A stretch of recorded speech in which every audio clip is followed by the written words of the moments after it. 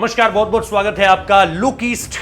एक लगातार बात कही जाती थी पुराने समय में कि लुक ईस्ट आपकी पॉलिसी होनी चाहिए, यानी ये पूर्वी देशों के बारे में होता था, लेकिन लुक नॉर्थ ईस्ट इसको इसलिए कह रहा हूँ क्योंकि अब बीजेपी जो है, अमित शाह का जो अगला दौरा है उसमें अब असम का भी जिक्र है। असम में कामाख्या देवी मंदिर भी वो जा रहे हैं, जनजातीय समूह से भी मिल रहे हैं। यानी बीजेपी का जो अब अगला टारगेट है वो लुक नॉर्थ ईस्ट है। नॉर्थ ईस्ट के राज्यों में कैसे अपनी पकड़ को और ज़्यादा मजबूत बनाना है।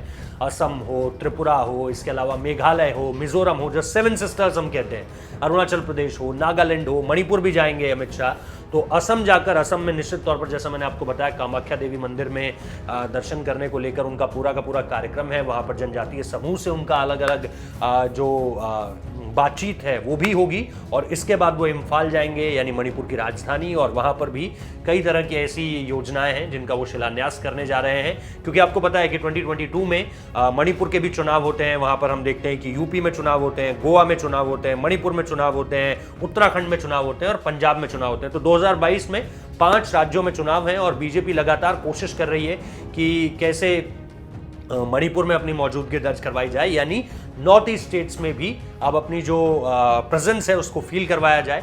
क्योंकि वेस्ट बंगाल निश्चित तौर पर एक बहुत बड़ा अग्निपथ उनके लिए एक तरह से अभी कहा जा सकता है, जिसको कोशिश कर रही है बीजेपी की कैसे वहाँ पर जो है वो सत्ता संभाली जाए।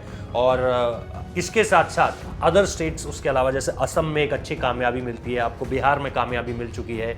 इसके अलावा आप और अब टुवर्ड्स दी बॉर्डर स्टेट्स आप जाना चाह रहे हैं, जिसमें 3-4 बड़े स्टेट्स हैं, जिसमें अरुणाचल प्रदेश का नाम है, जिसमें मणिपुर का नाम है, मेघालय का नाम है, मिजोरम का नाम है। ये सारी चीज़ें, और फिर आप मणिपुर से हल्का सा पीछे आएंगे तो आपके पास नागालैंड भी है। तो ये सारी की सारी चीज़ें जिसको लेकर के अब बीजेपी काम कर रही है। बहुत बहुत शुक्रिया इस वीडियो को देखने के लिए।